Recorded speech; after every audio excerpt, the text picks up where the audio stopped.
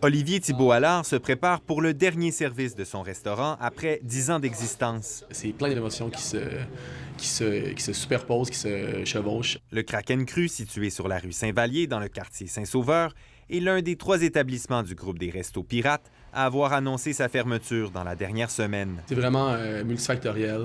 Ça serait facile de dire c'est juste les travaux qu'il y a eu cet été sur la rue. Nous, on a vu l'achalandage diminuer tout le temps un petit peu. On a perdu une clientèle touristique qui avait une belle clientèle touristique dans le secteur avant. Le chef propriétaire constate également le budget plus limité de certains de ses clients.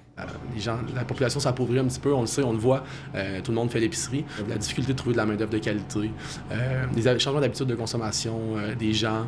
Les jeunes boivent beaucoup moins qu'avant.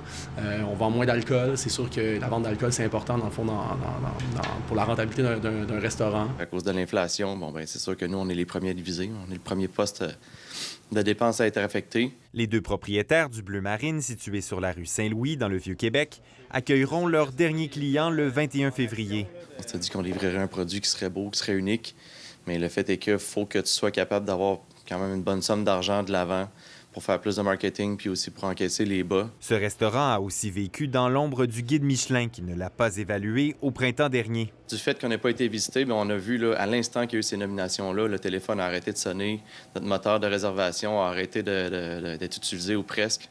On a eu une espèce de 2 mois là, de période sèche jusqu'à la mi-juillet. Ça fait des soirées très animées, très émotives aussi. Les restaurateurs promettent de profiter de l'effervescence entourant l'annonce de leur fermeture et de ne pas dire adieu au secteur de la restauration.